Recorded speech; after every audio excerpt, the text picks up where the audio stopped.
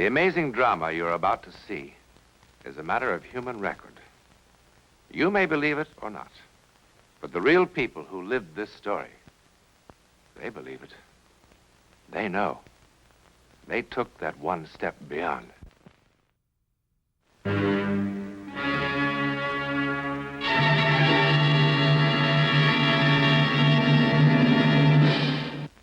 This door is kept locked at all times. The curtains on the window are always drawn. Inside the main house tonight is quite an occasion. In the year the Parrish family has lived in Boston, this is the first time anyone outside the immediate family has been invited to the house. What if Danny doesn't believe the story about the servants leaving just this morning? Well, goodness, Anna, why shouldn't he? It would hardly enter his head that we've never had servants here. We're all so good at telling lies, aren't we? Well, at least they are lies that hurt no one. Well, you'll be free of me very soon. You'll be married and in New York with Danny. Mama, to have somewhere that's really, really home. After all these years of moving one place to another and being frightened. Mama, did I tell you what Danny said to me? He said he wanted 6 children. Of course, I just sat there and stammered and blushed. What's that?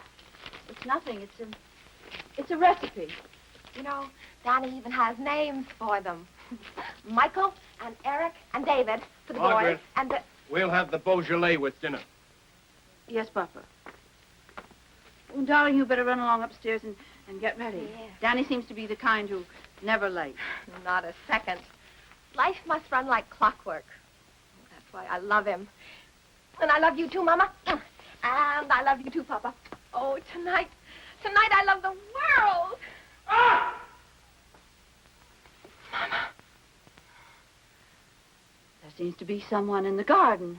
George, go and see what's happened. You know what has happened. Mama, please, please don't. No one can see into that room. Wash your hands. That'll help. Wash my hands. Will that wash away Jason? I hate him, I hate him, I hate him! Anna!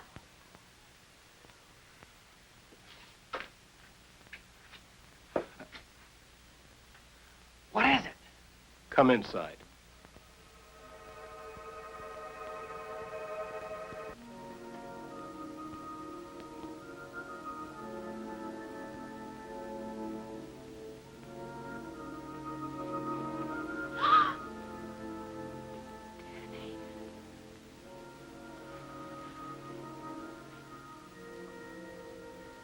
Tell me, what is it? Danny, there's nothing for you to be afraid of. I'd heard stories about her, but I didn't believe them. And then, just now, I saw for myself, sitting in a red velvet chair. That's what was so horrible. In a red velvet chair with a high back, reading a book for all the world like a human being. Oh, no.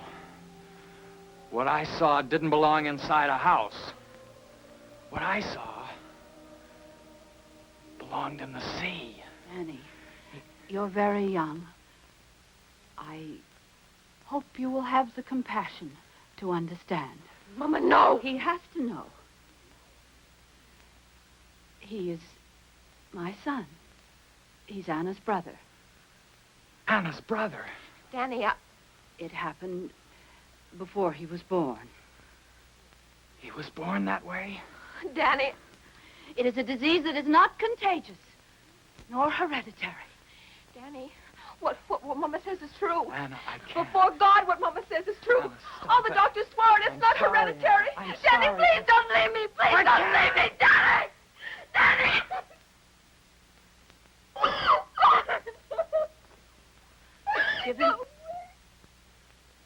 Give him time to think. If he really loves you, he will come back. No, he won't. You saw the way he looked at me. He was looking at our babies, and the babies I'll never have because of Jason. I hate him, and I wish he were dead.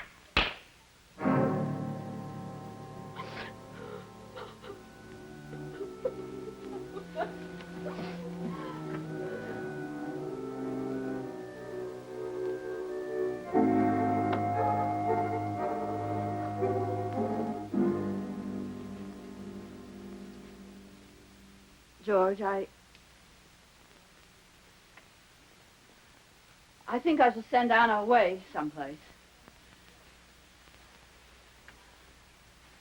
Someplace pleasant. It's Jason who must be sent away, No, Margaret. George, not again, not now. Yes, now. George. How long can you be selfish? Each time we've had to move, whenever I've had to look for a new job, you know what agony it's been for him.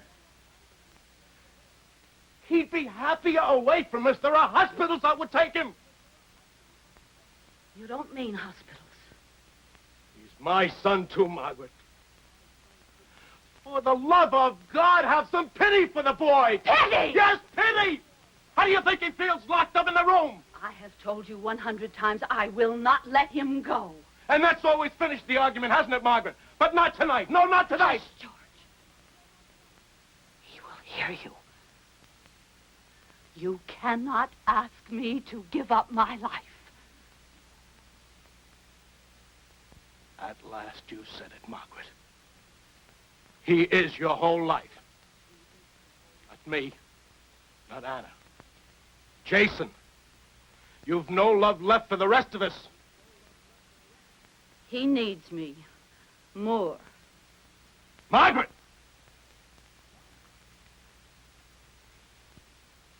I mean what I say.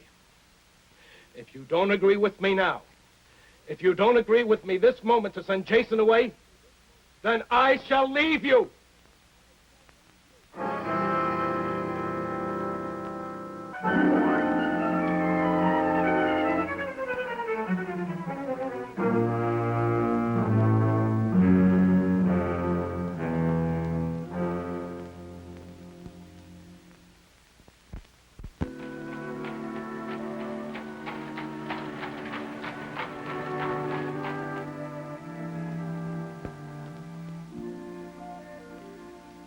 Parrish, I'm Edward Brown. It was very kind of you to see me. Who could resist such a letter? I'm surprised, madam, you confide these intimacies to a stranger. As a stranger, you could be of no help to me, Dr. Brown. Madam, let's be clear on this point. I am no longer a doctor. My name has been officially struck from the British Medical Association. I'm not interested in that. All I care about is your knowledge and your talent, Dr. Brown. Sit down, madam. Thank you.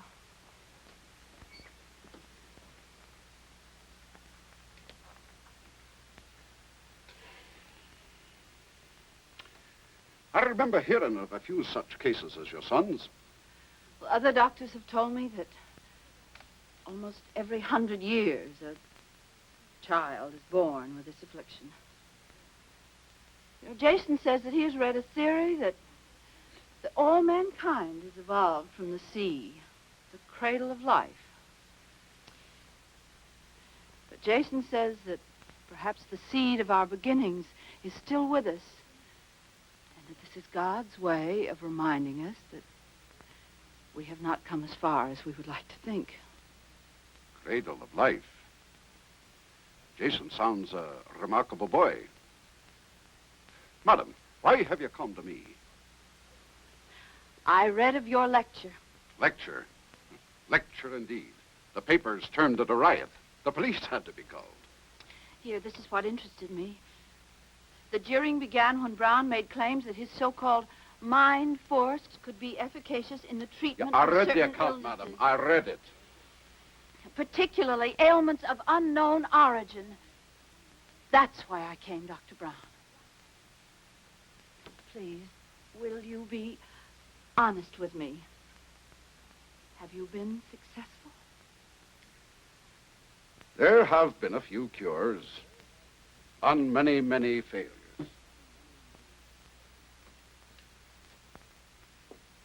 What is this mind force? Madam, if I could explain it satisfactorily, I would hardly be in my present position. All I can tell you is that I seem to have developed a kind of power. What it is, I cannot tell you. I'm not the first. There have been others. I think perhaps Dr. Mesmer was the first. This power sounds supernatural. And that would frighten you? I want my son to be well. The means do not concern me. Will you dine with us tonight and see Jason? Madam, do I look in such bad need of a meal? I am in such bad need of help. I'm sorry. I thought perhaps another chance of success was vital to you. Madam, I don't believe either one of us could stand another failure.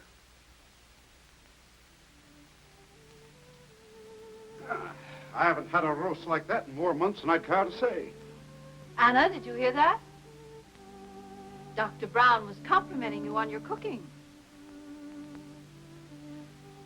Mama, Papa wrote that he'd seen Danny in New York. It was just by accident on the street. They didn't even speak. Danny crossed the street.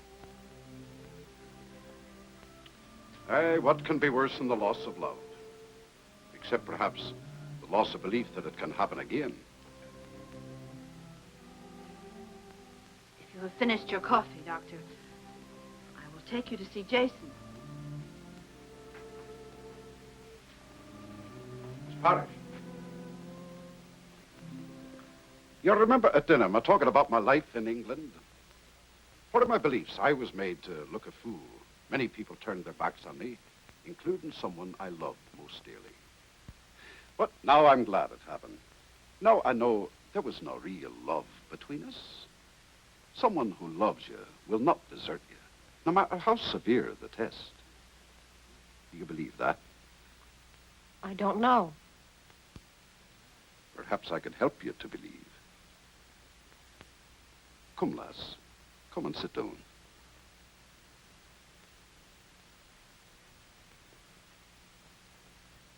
Perhaps I could help you to believe. Madam, have I your permission to play a game with Anna? You have? Anna, you know I want to be your friend. Yes. Give me your hands.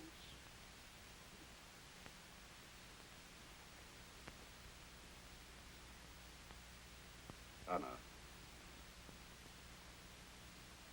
fix your gaze on a point of light in your ring. Stare at it. Never take your eyes from it. I want you to imagine that I tied a balloon to your wrist. Imagine that your hand has no weight in it. The balloon is pulling it into the air. Your hand has no weight in it.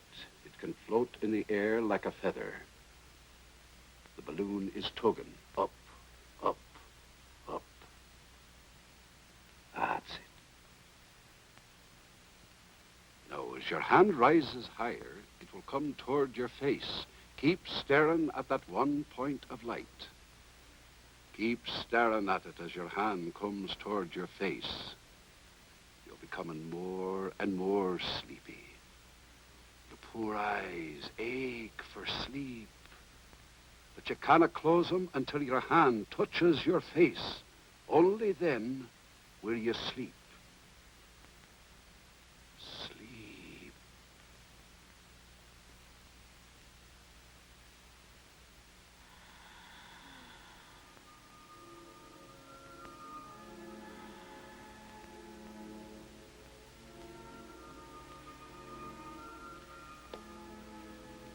It's easy with someone so eager to escape. Does she hear us? Only me. What sort of sleep is this? Where is she? I warned you. Somewhere beyond our understanding. You remember what I told you about the power the mind has over the body? Let me show you. Anna, now you are even more deeply asleep. You hear nothing but my voice. Yesterday you had an accident in the kitchen. You scalded the back of your hand with boiling water. The skin is still raw and sensitive from the burn. touch the back of her hand.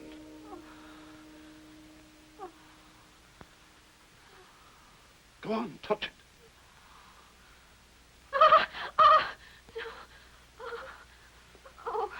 The burn is healed. The pain is all gone.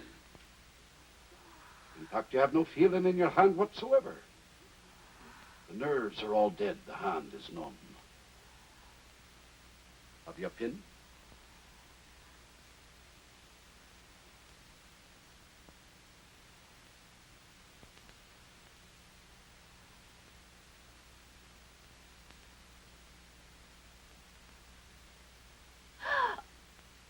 It will not bleed.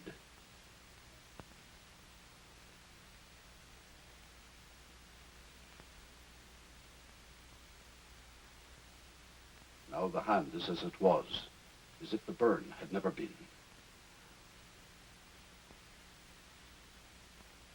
Anna, listen carefully to me.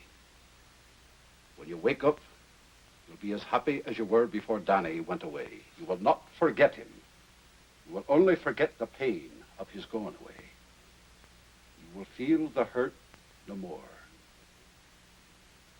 When I count 3, you will open your eyes and be wide awake, feeling happier and more rested than you ever have in your life. 1, 2, 3.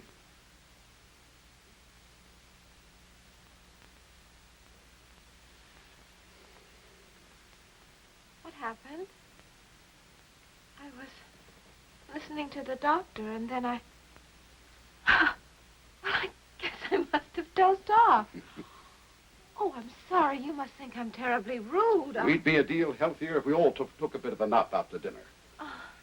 Now, Mrs. Parrish, if you'd be so good as to let me have the key to Jason's room. Yes, of course.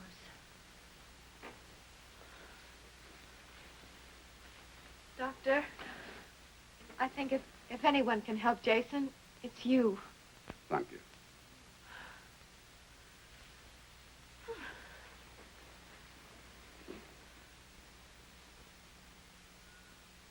Shouldn't I come with you?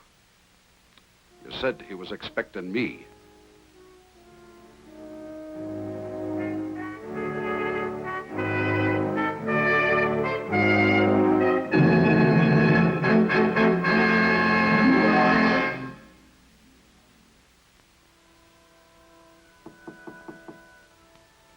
Jason, it's Edward Brown.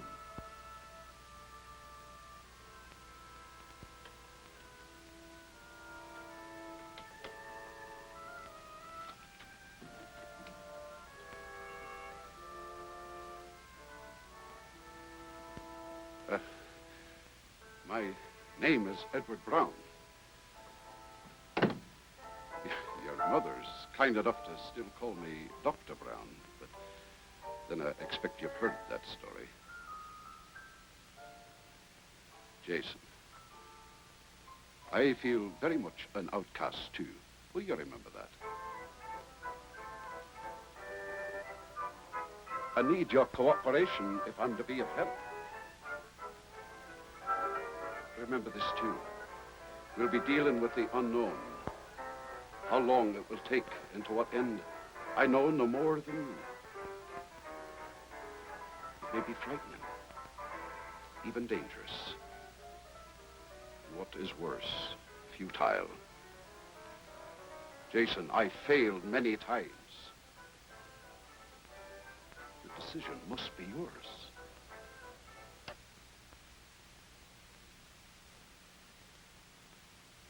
Good.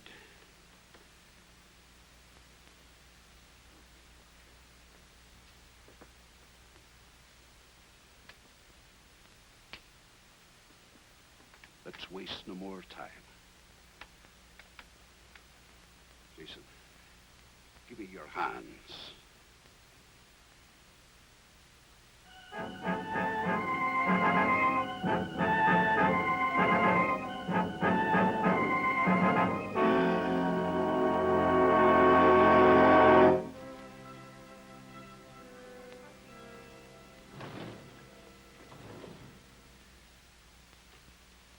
Not even on Christmas Eve. I think I must have been insane to let that doctor talk me into this. Absolutely insane. Dr. Brown, I wonder if he ever was a doctor. Mama. Not even on Christmas Eve am I allowed to see my own son. Now, Mama. He could be dead for all I know. Now, that's silly. Do you know the last time that I saw him? It was September the 2nd. And Dr. Brown, since that moment, has had nothing to say at all. Now, that is not true. Why, only last week. Last week, what did he say last He week? seemed very hopeful. Then why doesn't he let me see him? You must trust him. Well, I don't. I don't trust him. I think it's all some kind of a hoax. Jason isn't any different. There isn't any change at all. Oh, there's one thing that's changed. I've lost him. Jason isn't mine anymore. That's it. Well, that's what's upsetting you, is it, Mama?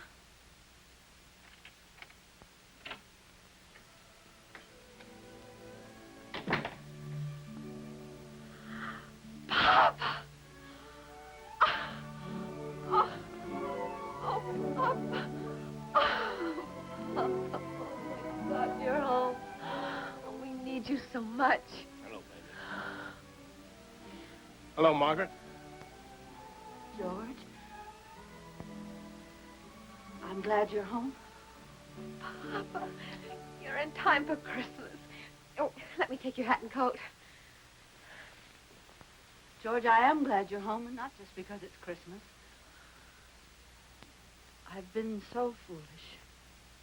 Margaret, did you actually think our son could be cured by this charlatan's black magic? Papa, Dr. Brown isn't a charlatan. Why, you only have to meet him to see that. Meet him? I want him out of this house right now. Papa. Where is he? He's with Jason. Get him. But, Papa, Get him.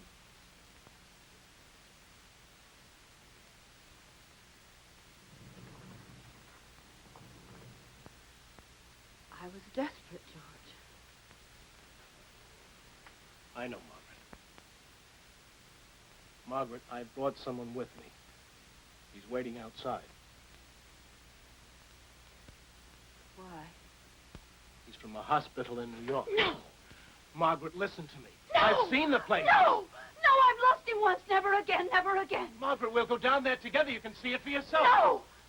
I have seen those places. I know. I would rather have Jason dead first. Margaret, all the papers have been signed. No! There's nothing you can do, Margaret.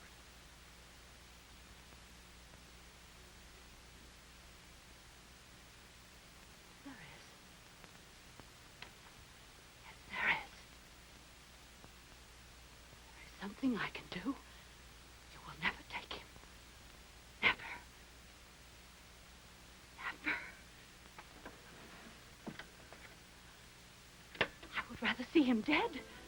There is something that I can... Mama!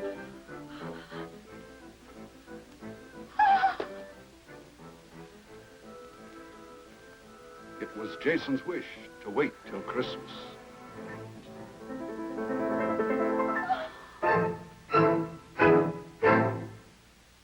Despite his triumph, Dr. Edward Brown didn't live to see his mind force recognized as a powerful weapon against disease and pain. Only recently has hypnosis been officially admitted to the operating theater or to the office of the psychiatrist.